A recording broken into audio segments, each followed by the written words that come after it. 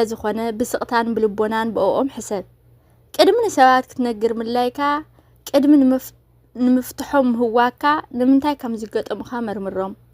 ወላ እውን እኳ ከበድቲ ይኹኑ ፈጣሪ ሓይሊ ክህበናን ንዕኦም ዝፃወር ትዕግስቲ ንዕኦም ዘስተውዕል ልቦና ክህበናን ምእንታን ሽግርና ዘይኮነ በአብ ኢድ ፈጣሪ ዘሎ መፍትሕን ሕሰብ ቃሉ ከምዚ ይብል ኩሉ ከም ትኽእልን ነቲ ዝመደብካዮ ድማ ዝኽልክለካ ከምዚ ዘሎ ይፈልጥ ኣለኹ ይብል እዚ ቃል ዝበሎ እቲ ልዕልናይና መከራን ፀገምን ወሪድዎ ዝተዓገሰ ቦና እዮብ እዩ እዚ ኩሉ ሽግር ወሪድዎ ከሎ ድማ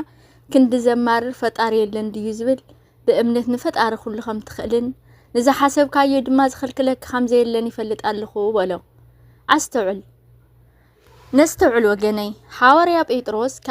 ኣብ ግዜ ሽግሩ ንሓዋርያ ዘይኮነ ቀዲሙ ነጊሩ ንኣምላኽ እዩ ዝነግር ዝነበረ መጽሐፍ ቅዱስ ከምዚ ይብል ማቴዎስ 14:28-30 ዘሎ ጴጥሮስ መሊሱ ጎይታ ንስኻ እንተ ኮይንካ ብማይ ናባኻ ክመጽእ ኣዘዘኒ በሎ ንሱ ከዓ ነዓ በሎ ሽዑ ጴጥሮስ ካብ ጀልባ ወሪዱ ብማይ እናኸደ ናብ ኢየሱስ መጸ ብርቱዕ ንፋስ ምስ ረኣየ ግና ፈረሐ ክጥሕል ምስ ጀመረ ድማ ጎይታ ድሕነኒ ኢሉ ኣወየ ሽዑ ኢየሱስ ኢዱ ዘርጊሑ ሓዘሞ ኣታ ጎደሎ እምነት ስለምንታይ ከተዋላወልካ በሎ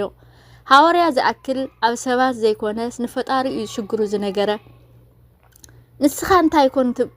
ኮን ትብሎ ንእሽተይ ፀገም ኣጋኒፋትካ ተማርዶ ወላ ሰናይ ፍቃድካ ይኹን ትብል ወሰብ ፈጣሪ ኩሉ ይኽእል እዩ ንሓሳብ ናይ ፈጣሪ ድማ መራሕቲ ሃገር ኣይኽልክልዎ ሰባት ኣይኽልክልዎ ጸላእትኻ ይኽልክልዎ ንሱ ዝሓሰበልካ ዓለም ሙሉእ እኳ ክትክልክለካ ዓቕሚ የብላን ንሱ ዝኸልከለካ ድማ ዓለም ምልእት እኳ ክትህበካ ይትኽእልን እያ ቃሉ ከምዚ ይብል ቃለይ ካብ ዝሓልፍ ሰማይን ምድርን ክሓልፍ ይቐልል ይብል ሉቃስ 21:33 ማንም ሰብ ብምሕረት ኣምላኽ እዩ ዝነብር ስለዚ ንኣምላኽ ጥራሕ እመን ሓደ ነገር ኩሉ ግዜ ዝተውዕል ኣብዛ ዓለም ሽግር ኣሎ መፍትሒ ድማ ጸሎትን ጻዕርን ጥራሕ ምዃኑ እመን ብድሕሪ እዚ ድማ ተስፋን ትዕግስትን ክትገብር ይግባእ ወዲ ሰብ እዛ ምድሪ 4 መዓልትታት ብዘይ ምግቢ 3 መዓልትታት ብዘይ ማይ 8 ደቂቕ ብዘይ ኣየር ሓደ ሰከንድ ድማ ብዘይ ተስፋ ክነብር ኣይኽእልን እዩ ስለዚ ጸሎት ተስፋ ትዕግስቲ ልዕሊ ምግቢ ማይ ኣየር ገንዘብ ገዛ ትጥቀመሉ ሃገር ጥዕና ብሓፈሻ ልዕሊ ኩሉ ነገር ከም ዘድልየካ አስተውዕል እመነኒ ብዘይ ጸሎት ተስፋ ትዕግስቲ ምንባር ትርጉም ይብላን ኩሉ ኣብ ውሽጡ ዝጸውርኩን ዋላ እኳ ሽግር ኣብ ልዕሊ ሽግር ይደራረበካ ብዛዕባ ሽግርካ ዘይኮነ ብዛዕባ ተስፋኻ ጥራሕ ነሰብ ይዕልል ኣብ ህይወት ጸሩን ሽግርን ክህልወካ በረኸት ምዃኑ እመን